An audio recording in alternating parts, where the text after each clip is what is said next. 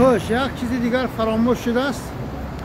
نوارای نیپال ما نشر کرده ایستادیم. تمام چینوونیکای تمام دزد و غارتگرای تگی مشت و لغت گرفتن مردم، آنها حق این مردم را خوردگی هستند. رحمانوف با سگ‌هایت آماده باش، تیار باشین که این ملت به سراغ شما حتما می‌باید. شما با یراق و اسلحه‌تان این مردم را می‌ترسانید. در کونتان زده از دهانتان کشیده میگیریم. مطمئن باشید. این روزا خیلی نزدیک است. شما حرامزاده های با زوری باید کوز موندن در کار سرنگون ساختن کار. شما به خوبی نرفتین. ان شاء الله الرحمن به ضرب مشت و لغت، به ضرب سلاح سرنگونتان میسازیم ما شما. حتما روز نیپال را انتظار باشین. شما حرامزاده ها جای گریز نمی‌یابین. ان شاء الله الرحمن کجا فرار کردنتان را نمیدانیم با این پرخوکی رحمانوف. این را مطمئن باشید. این روزا خیلی نزدیک است. این مردم را جانش را در خود یعنی لبش رسانده. حرامزاده های خودکامه های حرامخورا. والله بالله تالله من مردم شریف تاجیک و باورم 1000% است. شما را به زانو میشینانند این ملت. مردم سربلند تاجیک در طول 35 سال ما یک قدم به پیش والله بالله تالله نرفتیم. ما فقط به قفا رفتیم. امروز مادر و کودکاش میکشند. قاتل را این غمنیت حرامزاده مادر به خطا پیدا نمیکند. این چقدر دولت داری، این چقدر حکومت داری است. الله لعنتت کنه رحمانوف حرامزاده مادر به خطا. مردمی سربلندی تاجیک ان شاء الله پیروزی نزدیک است. از یگان چیز نترسون. بودیستا امروز برآمدن 22 نفر مردن. من نمیدونم اونا شهید نشدن، اونا الله نمیشناختن و نیکی وطنشان را آزاد کردن. 22 نفر هلاک شد. ما کاش که سرزمین ما را نجات یافته، نسل آینده ما را زندگیشان را بهبود کرده شهید شویم. کاش این روزا برای ما نصیب کند. سبحان الله.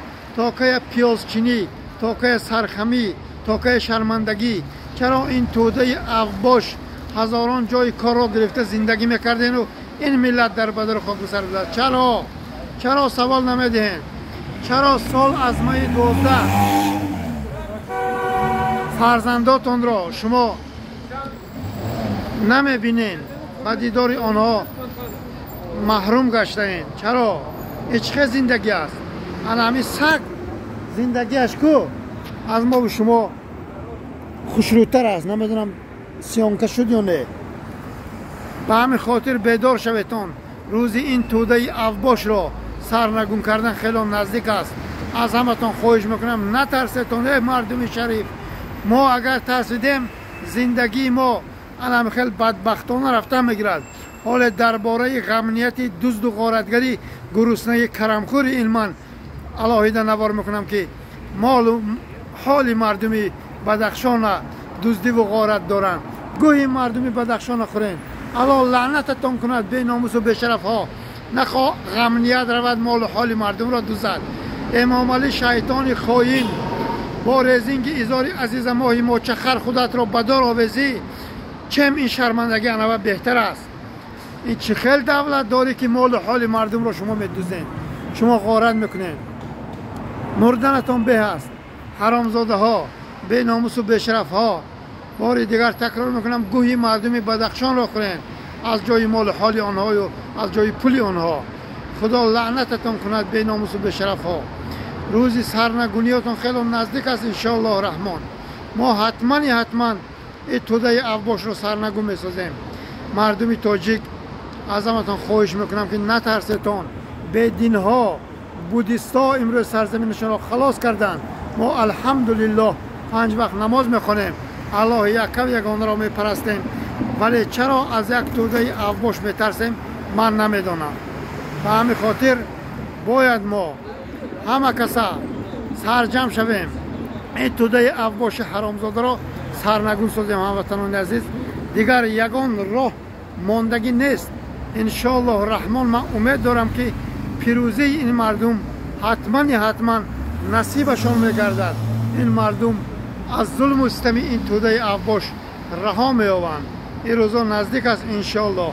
رحمانوف عاقبت حرامخوری را در آمده بین در سایت محمد تقویف.